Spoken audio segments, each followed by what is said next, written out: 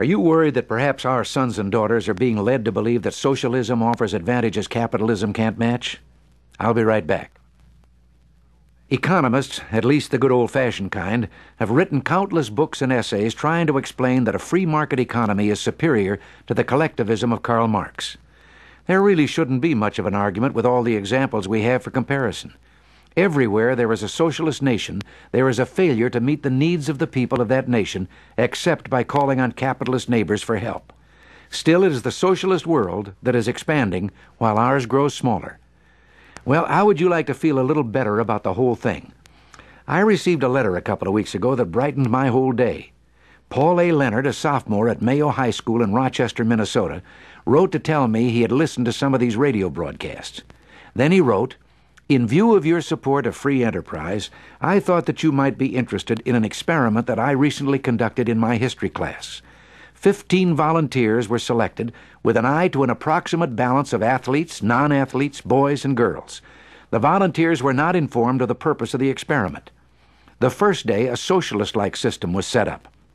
The subjects were informed that they had volunteered to do push-ups, in return for which they would be given candy." Unquote.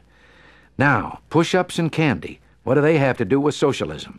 Well, Paul Leonard explained to the 15 volunteers that they would do push-ups with a limit of 30 on how many anyone would have to do or could be allowed to do. For every 5 push-ups, they would each get a piece of candy. And here's where the political science comes in. The total number of push-ups accomplished by the volunteers would be divided by 15, the number of volunteers, and each would receive a piece of candy for every 5 push-ups.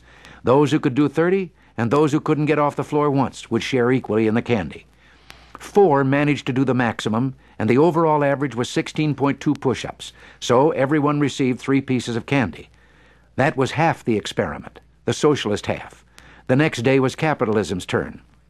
The volunteers found they were going to do push-ups again, same limit, no more than 30, and same reward, 1 piece of candy for each 5 push-ups.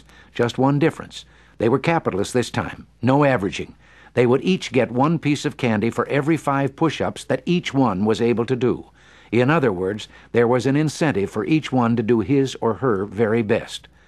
The average of 16.2 on the socialist day went up to 21.2, nearly a 1/3 increase in productivity, and this time almost half the volunteers, 7, not 4, did the maximum of 30.